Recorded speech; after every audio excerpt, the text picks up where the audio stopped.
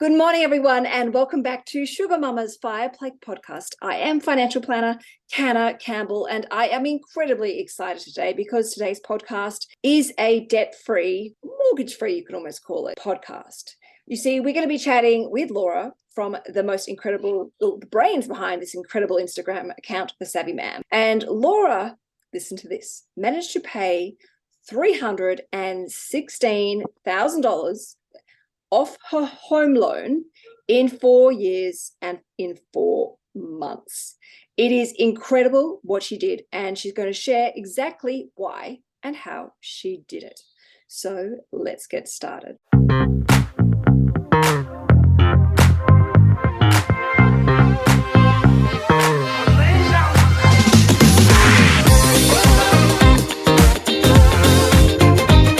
Laura, thank you so much for coming on today's podcast.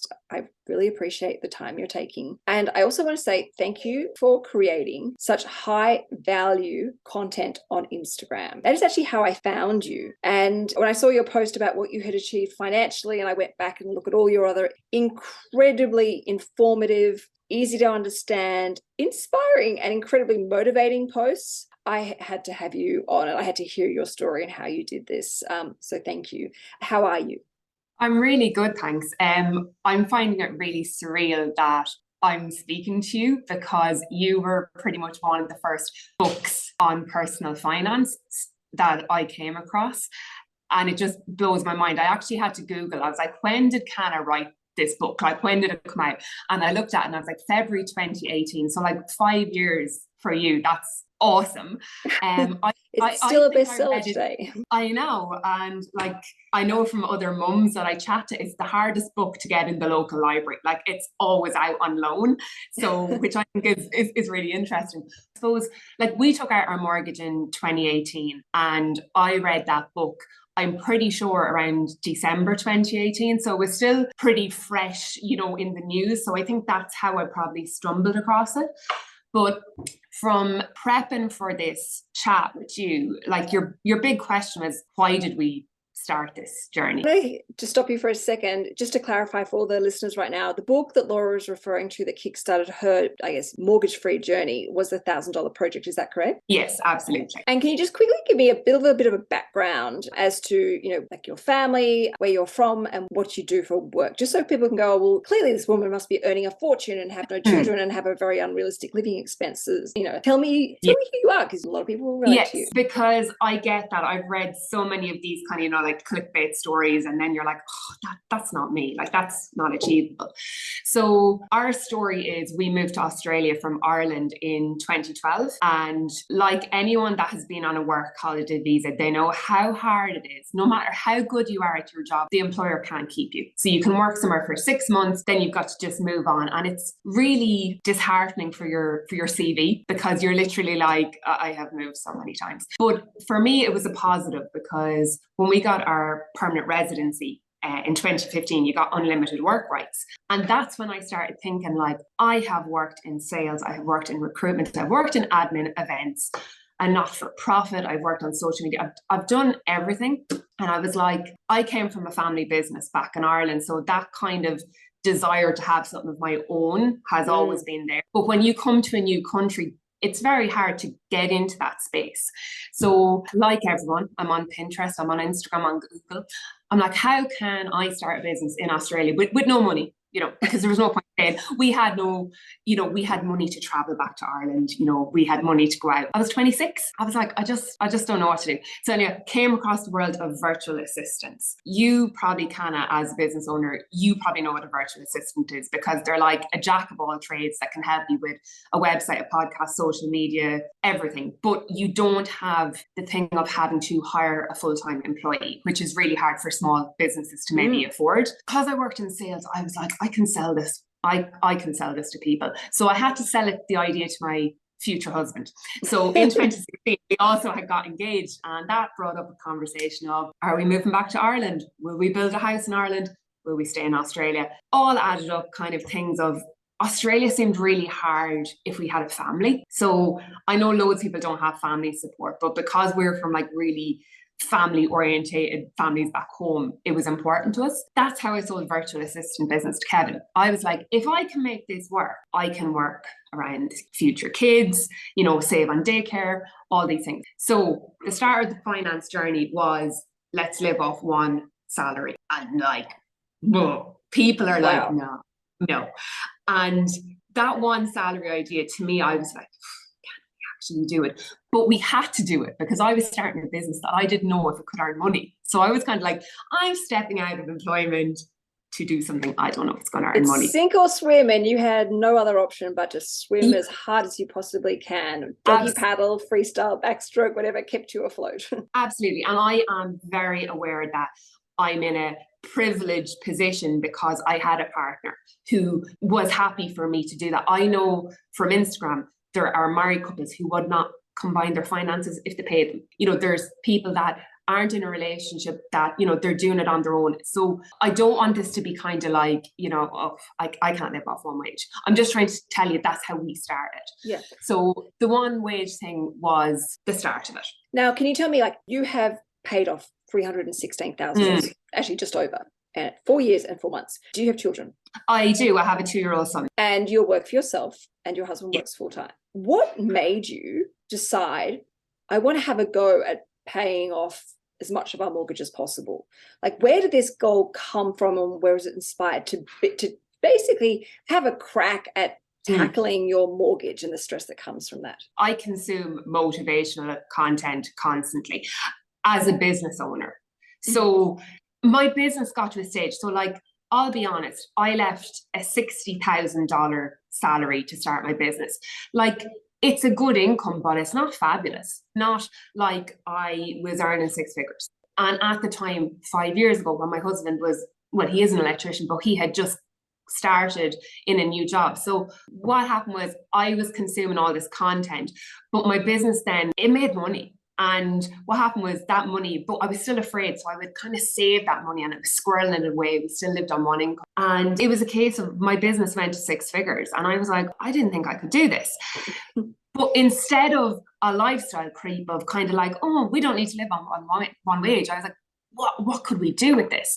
So something that really hits my mind when I think of my mortgage broker meeting, and I think this will hit home with a lot of people. So did my paperwork and they were like, your monthly payment is $1,950. And I went, oh no, I pay weekly. And they were like, what? And I was like, oh, I pay my rent weekly, so I would like to pay my mortgage weekly. And I think the broker was like, oh God. You know, why is this girl being awkward? Because that's what it was. I wasn't ticking the standard box of paying monthly. So they had to recalculate. And then it was like, you're on $480 a week. And I was like, oh no, we pay $550 rent. And the person, oh my God, just pay the $480. So Kevin was looking at me going, Laura, just stop. So anyway, $480 happened. And it was only when we built the house. So it was 9 months later we got into the house. So we weren't paying a mortgage until, 9 months. So it was kind of a set and forget. Everyone tells you when you take out a home loan, everyone sets you up on what the weekly repayment is. No one tells you it could change. And it can, which we all know with the rising cost. Right. Multiple rate rises that just keep coming. Multiple. What happened was I got the first statement, and I have had conversations with friends who have never looked at the mortgage statement, and this blows my mind because I could see 1,900 and whatever, a month going out, my 480 a week. And I then looked at the interest and I was like, I've only paid $200 off my principal. Like that made me feel ill because I knew we could do more. So first thing I did was like, we're moving it to $550. So that was $70 a week extra. And then it just got a little bit addictive, if I'm honest. I started going on to calculators. You gamified your mortgage. Yeah, I love it. I literally did. And, and if you ask my husband right now, he only got into it, I think, in the last 2 years when he saw how much it changed. Because the one thing I would say to listeners is $70, it doesn't seem like it can do anything. I did an Instagram post for people where it showed on like a $500,000 mortgage, how much 50 a week, how much 100 a week. And people were like, they didn't know they could overpay. They didn't know that I could. Because if you're not a maths person, which I'm not necessarily, but I'm a visual person.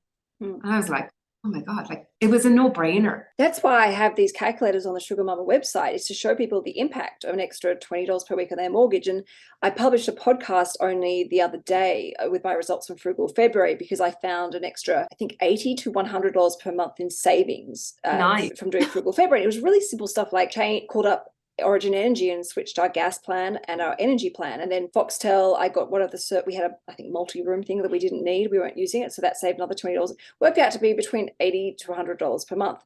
And I am about to increase our automatic mortgage repayments by an extra $100 per month. Now, Amazing. if we call it at 80, it's $20 per week. People, could very easily go, how embarrassing, $20, that's, who cares? But if you took an average mortgage of around about $600,000 over a 30-year term, and we assume that we're 1 year into that mortgage with a 5% interest rate, which a lot of people are paying more, that works out to be $32,000 in savings and 18 months off the home loan. So no one ever should turn their nose up at savings if you have a mortgage, because the value of that $20 per week is incredible. It is, the sooner you get to make those extra payments, the better. And I completely agree with you on the gamifying. And that's the $1,000 project is gamified. For me, it's a gamified about investing. But I know that myself, when I was a single mother, and even today, I look at that interest repayment on a home loan and want to vomit.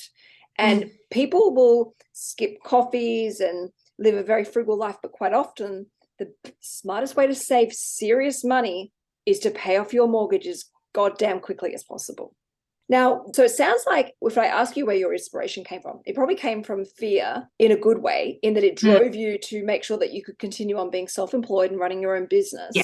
Make hay while the sun shines. Like, I was like, if I'm making 6 figures this year, like, it sounds really bad, but I was like, I didn't need it for my life. Like we had simplified things. We are in a new house now, but the first house, we didn't over mortgage. We were, the goal was to kind of just build this as an equity and not rent. I could see the potential of how that 6 figures could make an impact. But don't get me wrong, like, God, we slipped up. I have bought handbags. I've done things. You're safe. There's no judgment here. Yeah. I think you might like made me feel okay about it, like, which, I don't know if I'm going to thank you or not for that. Your husband may not, but so you the fear of not wanting to sink probably drove you. And that's the thing, is people can have trauma and fallbacks and failures, and they don't need to hold you back in life and keep you stuck. You can actually channel them and reframe them and redirect them to help you move forward. And that's what it sounds like you did. That fear of wanting to stay self-employed, wanting to keep running your business, wanting to take control of that stress in your life is what drove you to be, to then work on the mortgage. And then that gamification came from seeing how the impact and the progress of trying to reduce your mortgage and how actually quick and easy it really was. Would you agree with that? Absolutely. I think it's such a personal choice. Like, that's the one thing I want to, like, because I was a little bit afraid of telling this story, because yourself, you see a lot of people that they're either pro paying down the mortgage or you're a fool for paying it off. Like, you've lost out on all this chance to invest and stuff, but it has to come from a personal place and what it meant to you. And because we set it's not like I said, I'll pay my mortgage off in 25 years. I was like, I want to be in a different place by the time I'm 40. So, I was just trying to use the best of what we can and take advantage of it, because at the end of the day, it's you against you. If you get me, like, it's not about comparison. It's not what other people are doing that really matters. Like, you need to sit down, and my husband said to me last night, he was like, it's a conversation and a spreadsheet in your matter. Like, but it was what us as a couple, it started conversations that, not everyone's actually having, because money and they should be. If you have a mortgage, these are the conversations. You need to send this podcast to your partner. You need to send this to your accountant. You need to be having debt-free, mortgage-free goals in your life if you want a better life with less financial stress, more financial freedom, more holidays, more handbags. There is your answer, is get the mortgage down as quickly as possible. Now, where do you research ideas to, did you use lump sum repayment calculators? Did you use extra repayment calculators? Where did you get ideas to come up with extra money? Like, where did you research your debt-free, mortgage-free life? Where did it come from? I think the first thing was because I used Pinterest so much for the virtual assistant business, because I was constantly, researching how other people made that successful, because it was massive in the US, but not in Australia. People still didn't get the concept. I used the same research skills then on the mortgage. I went onto Pinterest, which would then direct me to YouTube, Instagram, Google. I was consuming everything. I was picking books up out of the library. I was buying books. But it was your book, The $1,000 Project, that just simplified it. Like, that's the thing, like, money doesn't have to be hard. And what I loved with $1,000 Project was, one, you were talking to people about earning outside of their salary. People don't even comprehend to do it. They just, I think, we're in a society that we all just sat on the sofa in the evening, but like, there's hours every week that you could do something. So I think I was really intrigued by, I remember you put up the post about Gumtree. That probably started me on my random marketplace selling journey. I nearly made $9,000 last year on it. It just stemmed from there. I did try market research. I have tried cash rewards. All those things became apparent to me without you writing that book. I don't know if it would have come to me that same way. The one thing that your book has like ingrained in my head, and it's a little bit like out of Frugal February, but like every time you get a win or a saving, I transfer it into the mortgage. So I don't have $1,000 project, it just goes. So that's fine. Yeah, a $1,000 project could be for any financial goal in your life. I've had people even do a $1,000 project for reconstructive surgery, an IVF, and paying off their home loan and saving up their first deposit, as well as obviously investing. Like, it's literally up to you. I think also with that side hustle concept, a lot of people overcomplicate it and they think, oh no, I'm too tired. I can't do that. Or I have a set routine. Like, they overthink it and just then don't bother. But I was saying to someone the other day, I was like, well, you are alone every Friday night, and I'm not going to suggest someone goes and takes a 10-hour shift standing in a bar serving drinks. I'm like, if you wanted to, you could just go and babysit for 3 hours and not much energy involved, and it's cash. Hopefully the ATO is not listening to this. If you're a babysitter and you're earning cash, technically you should be declaring it to the ATO, but not sure if anyone actually does do that. But there's cash in your hand, it's payment on the spot, and it doesn't have to be something that's very taxing to the body. And that might be an extra $50 per week, it might be extra $100 per week, but that's something very simple that a lot of people, obviously with the right credentials can and experience can do. Now, what did you do? Talk me through, because clearly it's so ingrained and embedded in your automatic habit system. Talk me through every hack and trick you did to save $216,000 off your home loan. To automate it, I would say set your weekly repayment, like bump it up to where you're comfortable. So for us, that was $550. The first beauty was COVID. Like the interest rates slashed. We were on variable. So our payment at one point was only meant to be like $290. So we were paying $260 extra on top of then what we were doing additional. So the biggest thing was, even if you manage to refinance your mortgage and get a lower interest rate, don't lower the amount. Like, just don't do it, and don't change the term. Like, exactly. Oh my gosh, I'm so glad you're saying this. I have a podcast called the traps of the hidden traps of refinancing, and I talk about this. So I'm like, all you are doing is delaying paying off your home loan. You actually end up paying more interest in the long run anyway. So jump on that opportunity. You're having a lower interest rate if you do refinance. Keep your term loan the same. So if you are 5 years into your home loan, don't go and take out a fresh 30-year loan. Take out a 25-year loan so you're still on track. And if your mortgage repayment is currently $2,000 per month, but your new mortgage repayment is going to be, say, $1,700 per month, keep it at that $2,000.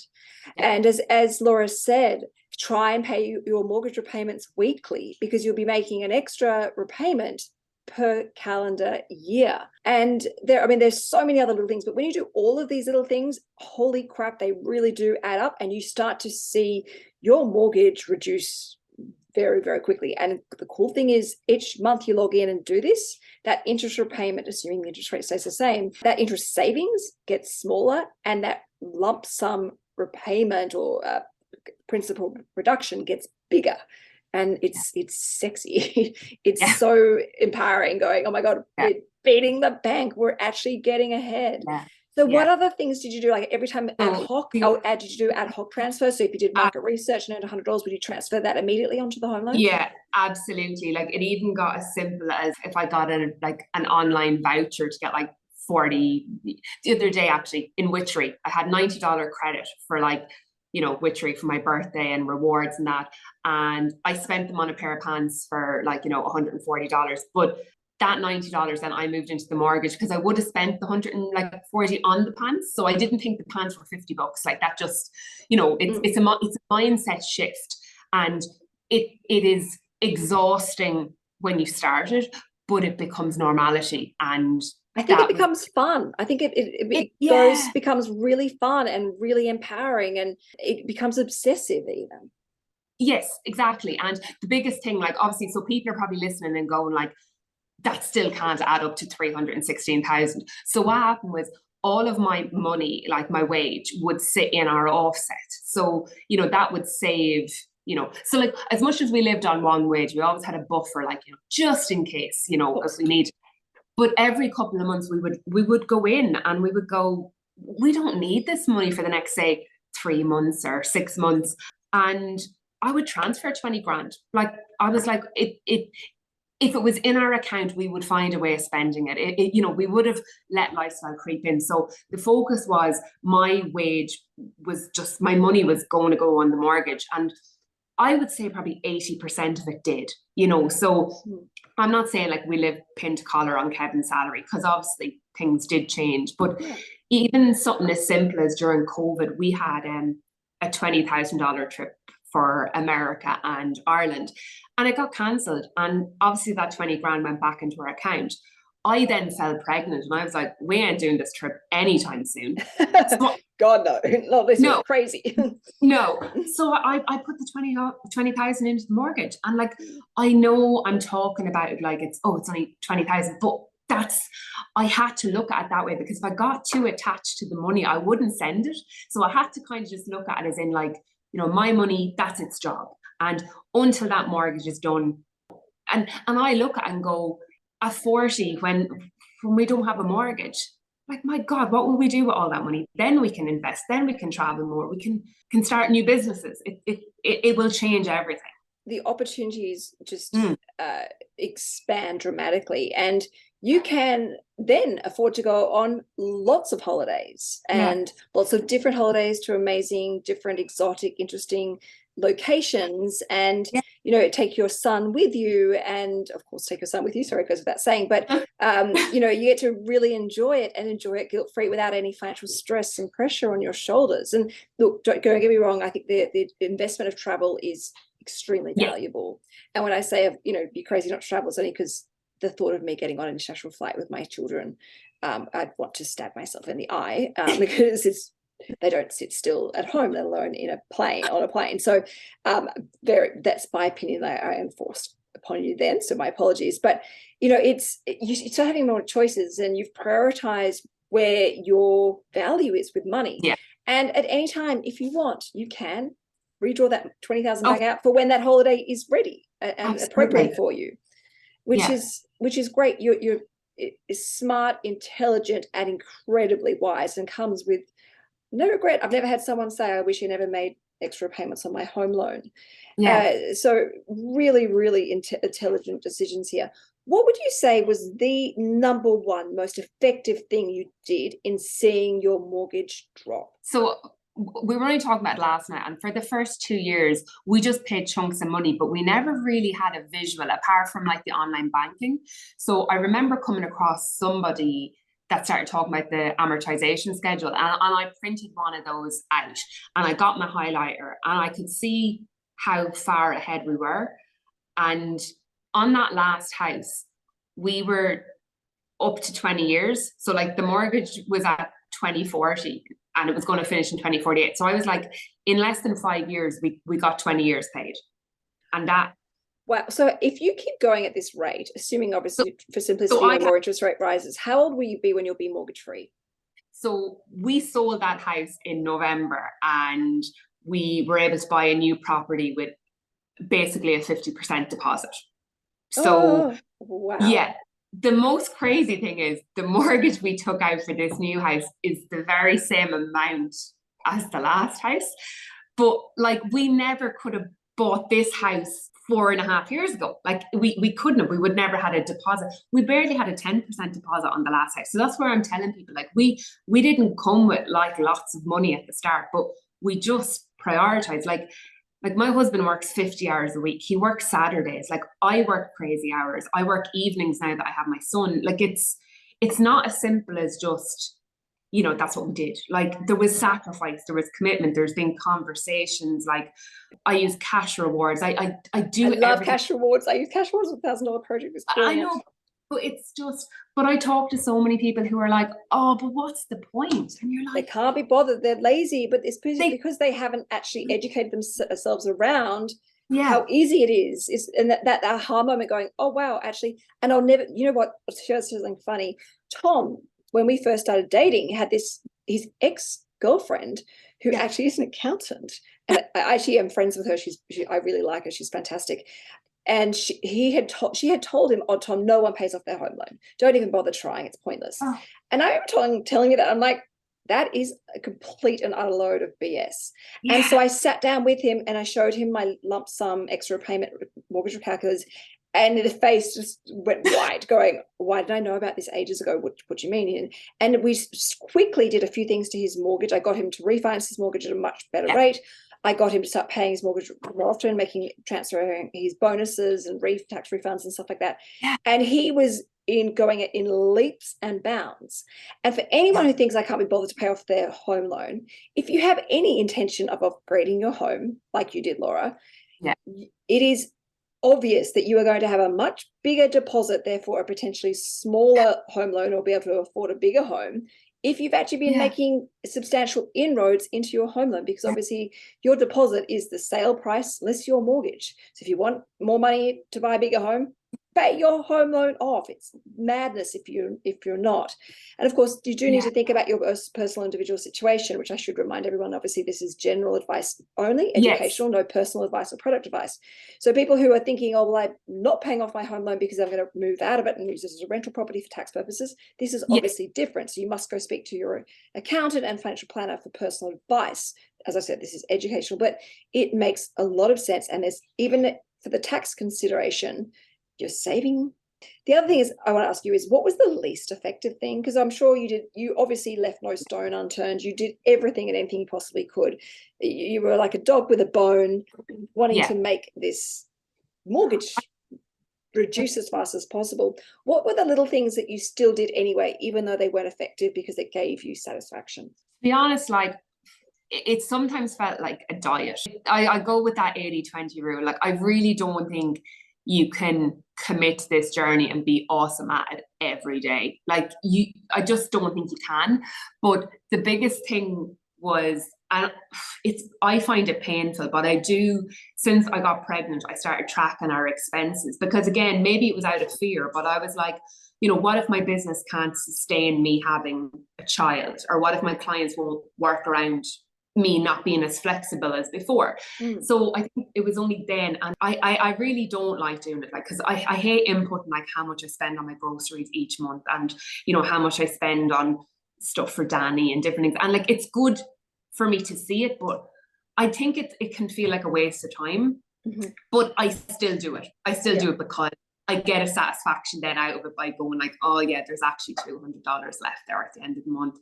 I'm going to do it. But you know, again, I've had conversations with people and they're like, oh, I couldn't do a budget, or like I couldn't track it. Like, and yeah, it takes probably an hour out of your week if you're honest, you know, and not everyone wants to do that. But you've got to look at how much money you earn for, say, 1 hour in work.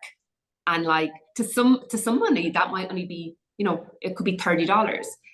I think you're going to save more than $30 by spending an hour on your finances a week. I love the way you just think about that. That is absolutely gold. You know, that is so true. That is, and like we talked about that example from last week's podcast where I talked about the $20 per week savings. Like if you can find $20 per week and that equals $32,000 in interest savings, unless you're earning $32,000 actually you'd have to be earning quick maths in my head, $64,000 an hour. That's worth your time. Like, there's just madness. There's an element, I think, sometimes of arrogance and entitlement that sometimes can cloud people's financial successes or potential financial successes. Now, talking on that subject of mindset, how important is your mindset to you in this mortgage-free journey? Do you know, like, I'm not going to say that, like, oh God, like I think taking on this journey, it's hard, and you need to find those little motivations. But I also think it does become routine. I think maybe your first year doing it will be, you know, because you're trimming back things that you probably, well, maybe you thought you loved them.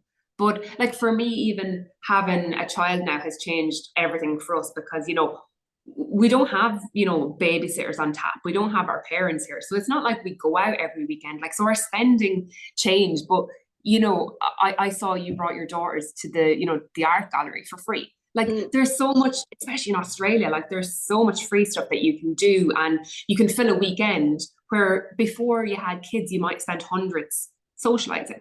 And easily, it's so easily done. And you also get caught up in this.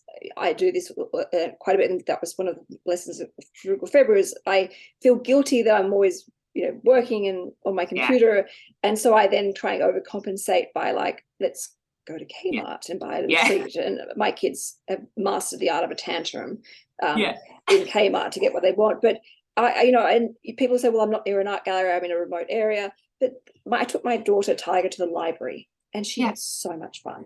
And she was just playing around with books and crawling around and running around. And she slept for 3 hours afterwards. It was brilliant. And again, lots of people got access to a local library.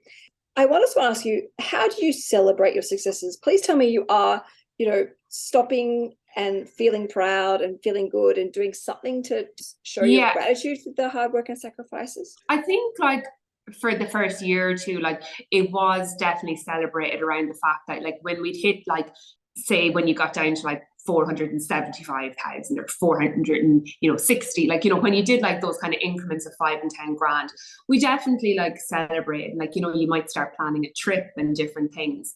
But I think in the last 2 years, we've been really busy with a new child, like our first child. It's all being consumed. You know, we had the craziness of COVID, which probably saved us a fortune in ways, because we couldn't do much. We were stuck in Western Australia. We couldn't leave, don't forget. So, like, you know, all those kind of things kind of added up. So what like, would you go out for dinner and celebrate? Like, okay, well, we just cracked this number to this level now.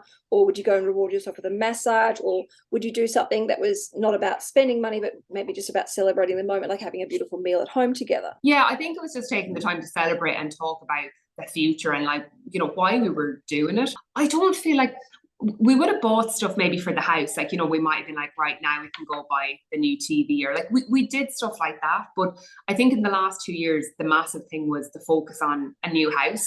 So we were kind of like, the more we can do it, like, and, you know, we started visualizing new houses and started looking on realestate.com. But the thing is, we actually knew it was now achievable, because we had, you know, we had put ourselves in that position. We've obviously moved house there in January, and like we had like money left from the sale that we were going to spend on renovations, and me being me, I created my new amortization schedule for the house.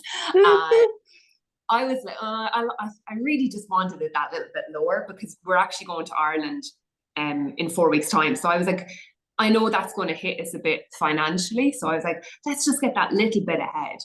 And I calculated that the 10,000 we had for cosmetic renovation, so they didn't need to be done, was actually 36,000 in interest, and it would bring me to March 2024. So I took the 10 grand in, because I was like, there's nothing specifically in the house that I actually need to do.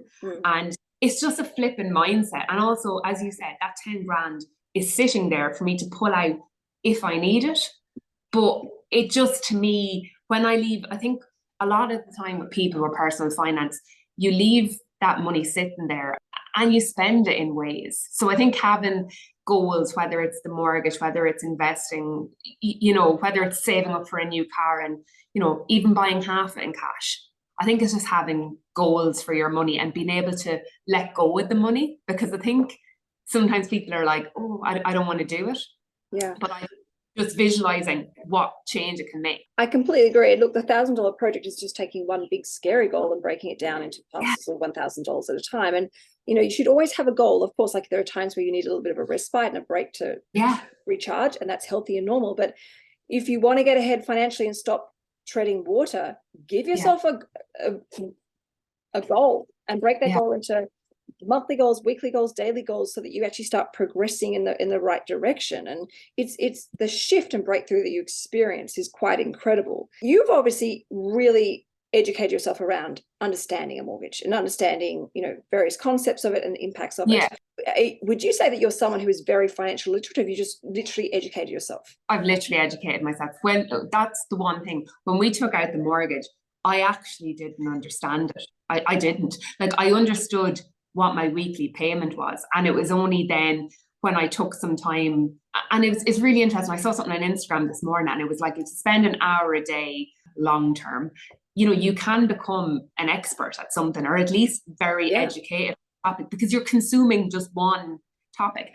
So for me, the mortgage, that's where, if you ask me about investing in different things, I know bits, but the mortgage I get, and until that mortgage is gone, then I'll move on to something else. And I think it depends on the type of person you are. I enjoy upskilling. So to me, when you think of what will you do after the mortgage, I just know that we'll just set another goal. It's not like we'll just sit back and retire, because I like my work. So I wouldn't give it up. I just want to use it to its benefit, because a $500,000 mortgage, if you paid over 30 years, it's probably about $950 you're paying back. I don't want to pay $450 in interest. It just doesn't appeal to me. What would you say to anyone right now that has a home loan and they want to get rid of it, or they want to start making inroads? Where would you suggest that they start? I think it starts with a conversation. So if you're a couple, it's sitting down and having a conversation. And it's also understanding it doesn't happen overnight. It's going to seem like a really slow progress at the start, but it's more the consistency. And I think you kind of manifest opportunities. Like when I look at where we started, when we took out the journey, it wasn't feasible, but my business grew probably out of the motivation to pay down the mortgage. Kevin took on extra hours. He took on more responsibility. He's got pay rises. But would all that have happened if we had just accepted $480 a week? I don't know. So I think it's sitting down, making a plan, but being willing to do more than probably what you're doing right now. You need to probably have a goal planted in that plan, so it actually has meaning. Have a goal. Look at your mortgage. Can you refinance it? Have a chat with your mortgage broker. A lot of people are on fixed rates and they're kind of worrying, are they going to go on to a variable rate? Will they go on to a fixed? They're all conversations you need to have, and kind of burying your head in the sand is just not going to get you anywhere. Read your book if they haven't read it, The $1,000 Project.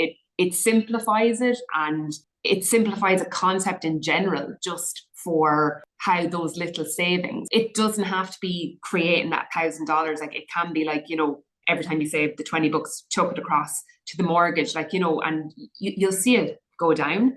I think that's all I can say to people is, and understand that your mortgage is front loaded with interest. So what you do in the early years actually matters, because it has the biggest and best impact. Yeah. Because some people kind of move into their house and they're like, oh, I want to get really nice and pretty, and I want to. But if you kind of put a goal in place for even 2 years, you can still make it pretty after the 2 years. But what money would you have saved yourself? And time, and precious, very precious time. And even just contacting your bank and saying, can I have a better deal? I'm thinking of refinancing. Just that in itself. You don't have to worry about grabbing new paperwork and reapplying for home loans. Sometimes, the bank will say, if we're going to lose you, let's see what discounts you might be applicable for. So that is a very valuable, quick and easy option that everyone can apply. Now, I've got 2 last questions before we wrap things up. If you could go back in time, what would you do differently with your home loan? As much as I'm so proud of where we got, I think we probably could have done better, if I'm honest. And I think the first 2 years, what we did wrong was I didn't track anything. I just had this loose concept in my head that I'd pay extra, but I didn't have any understanding of what $100 could mean. So I think visualizing it and creating it. So for anyone that wants to do this, spend some time researching how, like, whether it's following some pages on Instagram, like what will that do for you personally? Because you could be reading about somebody who has a $500,000 mortgage. You might live in rural Australia and only have $200,000.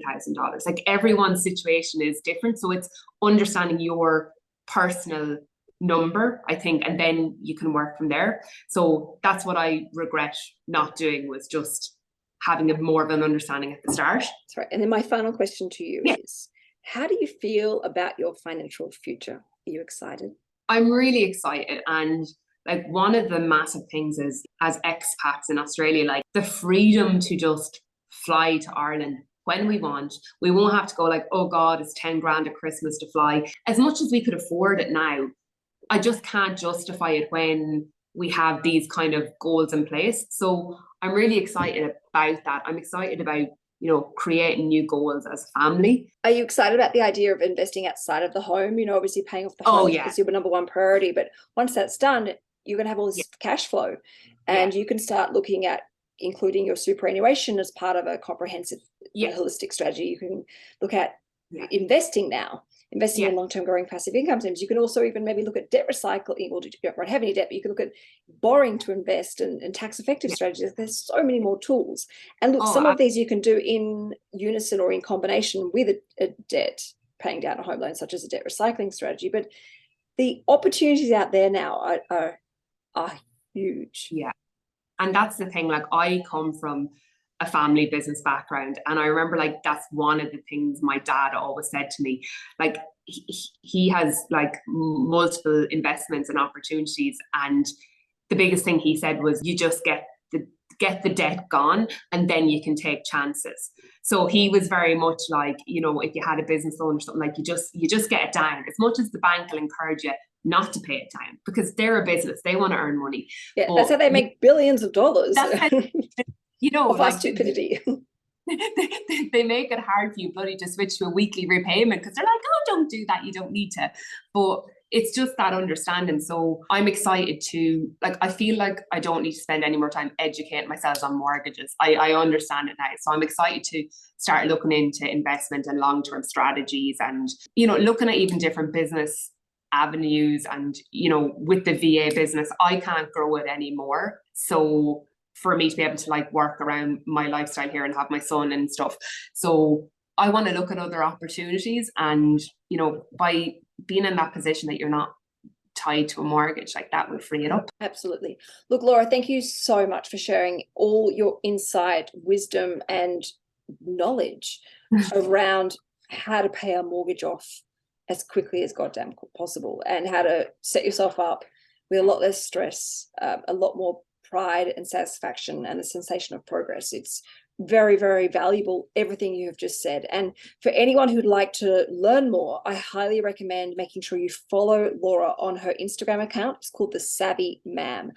Her posts are brilliant. They're really easy to understand. They're incredibly inspiring and motivating, and they really help educate you around your mortgage, how it works, and how to beat the bank. So, Laura, thank you again for coming on to Sugar Mama's Fire Play. To all the listeners, if you could please leave a rating and a review. Of course, make sure you are following my podcast.